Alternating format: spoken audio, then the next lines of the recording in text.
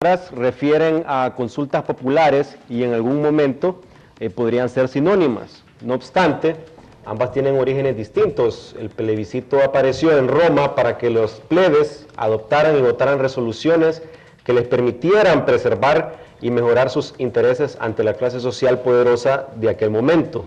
Los patricios, no me refiero a los de Patricia Rodas, señores de Rodas. El plebiscito era creativo, pues producía leyes, formulaba decisiones y resoluciones, mientras que el referéndum se originó en Suiza, en el ocaso del Renacimiento, para que el pueblo diera indicaciones a sus representantes sobre el sentido en que debían gobernar. El referéndum fue más que todo una modificación del plebiscito, cuando en Francia finalmente adquirió carácter confirmativo o repelente, ya que ahora solo ratifica, aprueba o rechaza leyes o decisiones, pero no las crea.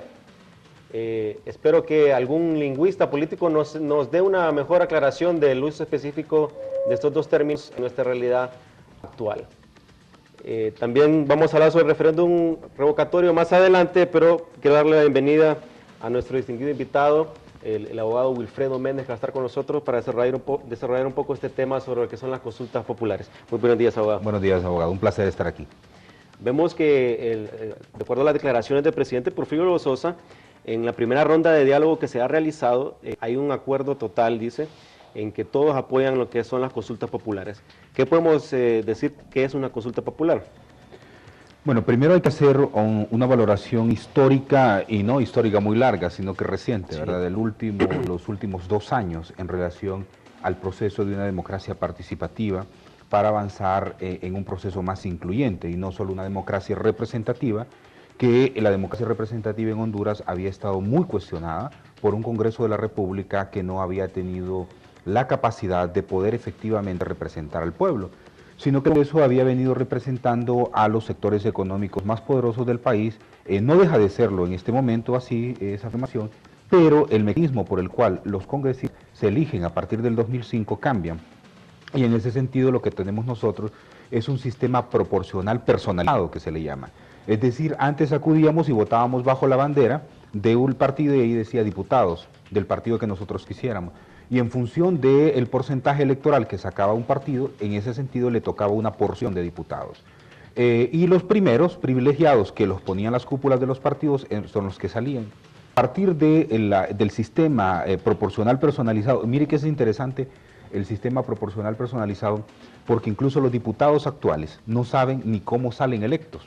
Hay dos sistemas que se aplican en el proceso de elección, y es el sistema proporcional personalizado por mayoría y el sistema proporcional personalizado, que es efectivamente el que al final le da la proporción. El sistema por mayorías y el sistema proporcional. El sistema por mayoría se aplica en las elecciones primarias y el sistema proporcional se aplica en las elecciones generales. ¿Por qué se aplica en las elecciones primarias el sistema de mayorías?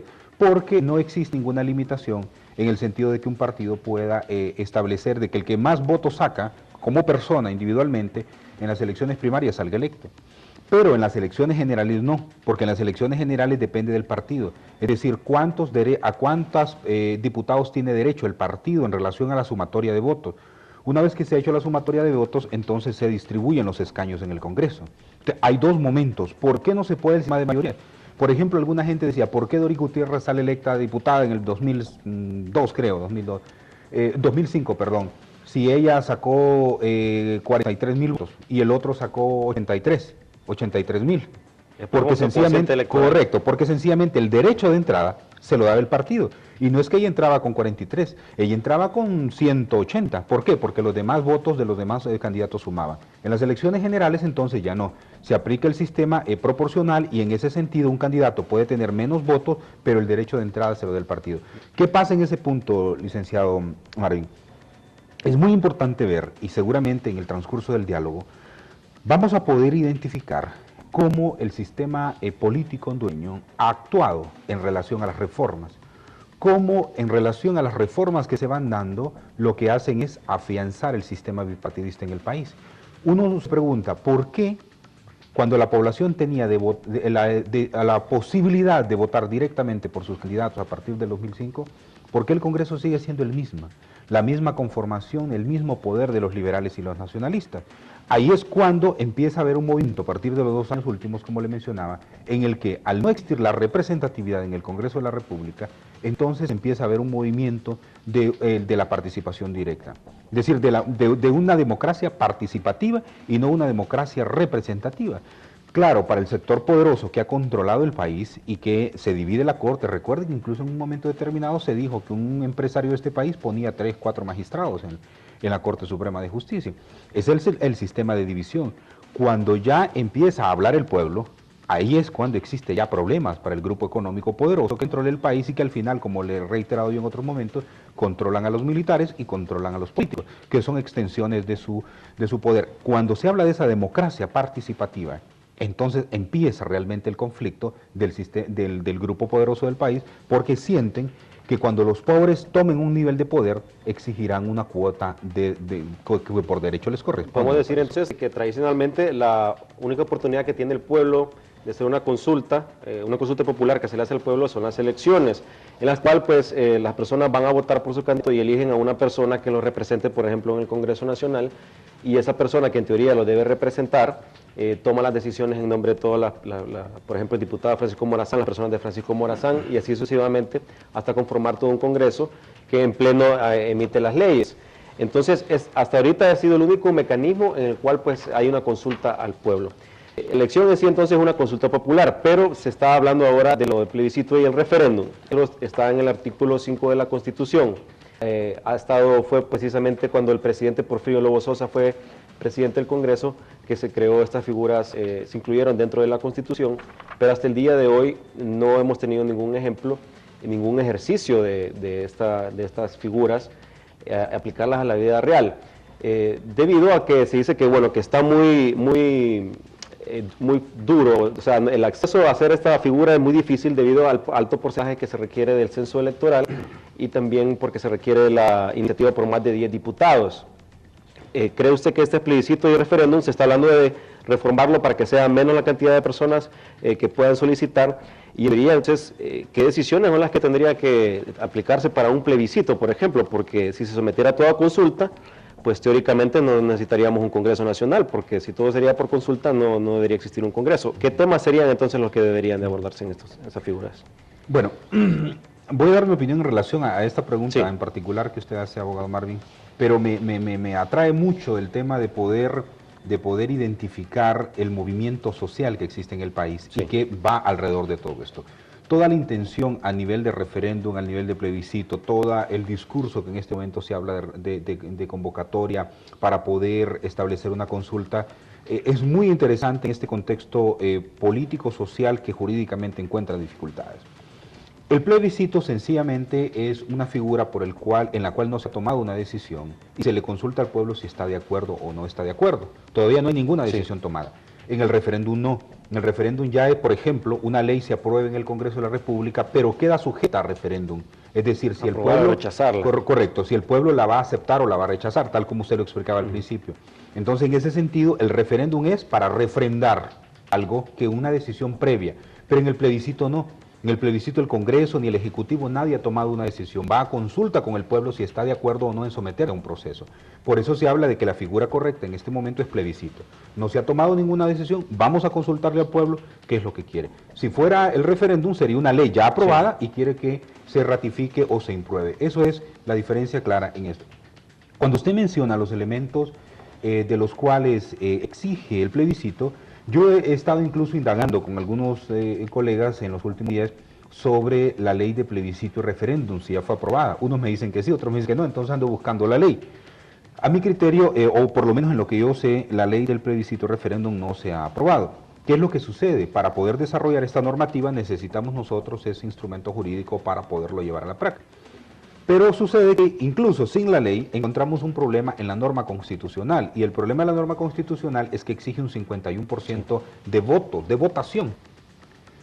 Es decir, así como aproximadamente las elecciones pasadas, redondeémoslo a 4 millones de personas que eran los del censo, se hubiera necesitado un poquito más de 2 millones para poder hacer un plebiscito. Algunos hablan de 2,5 millones incluso, sí. O sea, los que dicen que, ahorita estaba escuchando una cosa muy ridícula realmente, de un presentador de televisión, que decía que en las elecciones pasadas, en las del año pasado, habían acudido el 98% de la población a votar, ¿verdad? Creo que eso eso de la población electoralmente capaz de votar. Sí. Creo que fíjense que por eso, abogado Marvin, creo que es muy importante tener una lectura de la situación social y política que sucede en un país para que usted pueda tomar las mejores decisiones. Sí.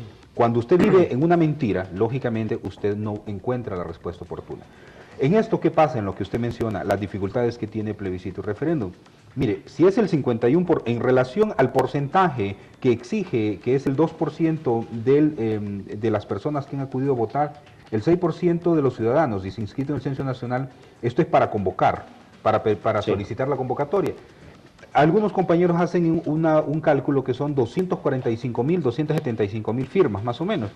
El Frente Nacional de Resistencia tiene 1.300.000, es decir, rebasa completamente esta solicitud, o la solicitud por 10 diputados. Hasta ahí creo que no hay problema. Sí. El problema es cuando dice que del Censo Nacional Electoral tendrán que haber votado el 51%, si participan por lo menos 51% de los ciudadanos inscritos en el Censo Nacional Electoral. En la última elección se mencionó en la del 2005 que el nivel de votación fue del 49% de abstencionismo. Sí. En esta elección, abogado Marvin, el nivel de abstencionismo yo creo que anduvo por el 55% o el 60%. Si usted para una elección general no encuentra el nivel donde participan una serie de candidatos, la población no se mueve hacia la votación. Yo creo que esto lo previó los legisladores que en ese momento metieron esta figura, porque según tengo entendido y cuentan los compañeros diputados que estuvieron en ese momento histórico, al principio en el artículo 5 se había nada más mencionado, se aprueba el referéndum y el plebiscito, pero después empezaron a ponerle, como la gente dice, todas estas trampas. Sí. Entonces, ¿qué pasa con un departamento como Cortés?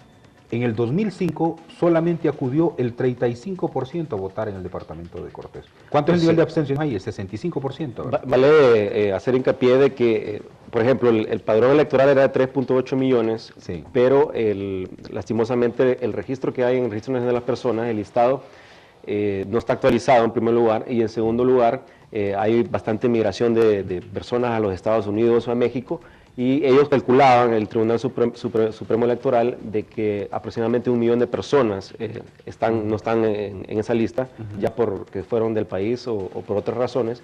Entonces que realmente el padrón debería haber sido de 2.8 millones, y que de esos 0.8 millones, cerca de 2 millones fueron los que votaron. Por eso se habla de un 50 y tanto % de abstencionismo. Que ese es el abstencionismo en dos figuras, el abstencionismo técnico y el abstencionismo por conciencia. Sí. Que el abstencionismo por conciencia es aquel que decide no ir a votar porque no está de acuerdo. Y el técnico es aquel en el cual el censo, como usted muy bien lo dice, no está depurado, hay muertos ahí, sí, por eso a veces dicen votan los muertos, la gente que está en el exterior, ¿verdad? Que no tiene la posibilidad en otros países donde no hay urnas, como en Estados Unidos, o estados donde no se instalan urnas. Entonces eso sí genera ese problema. Pero esa figura, ese problema, en el cual se exige un 51%, realmente este artículo debería de ser simplificado para que efectivamente la población tenga la posibilidad de votar y que sea como en las elecciones generales, que con la mayoría usted gana, pues, si un candidato presidencial podrán ir solo 10 personas a votar aquí en Honduras en un momento determinado, pero si gana 5 y otro gana 3 y otro 2, sencillamente él gana. Creo que el sistema de mayorías es un elemento importante en el caso de plebiscito. Bueno, nos parece muy importante flexibilizar estas figuras del plebiscito y el referéndum. También tenemos una reacción que es por parte del expresidente Zelaya respecto a este diálogo que ha sido convocado por el presidente Lobo Sosa. Desde Managua, el expresidente de Honduras, Manuel Zelaya, culpó al gobierno de los Estados Unidos de que en su país no se haya logrado la reconciliación por el papel negativo que juegan las autoridades estadounidenses para dejar impune el golpe, informó un vocero del gobierno sandinista. En declaraciones que se publicaron ayer en el portal oficialista, el 19, Zelaya afirmó en Managua, donde preside una reunión con sus seguidores, que no se ha podido lograr reconciliación por el papel negativo que los Estados Unidos juegan en Honduras. También dice que el depuesto mandatario hondureño ofreció sus declaraciones tras reunirse con el presidente de Nicaragua, Daniel Ortega, quien ha acogido el conclave de los seguidores de Zelaya, que se celebra en un lugar no revelado. También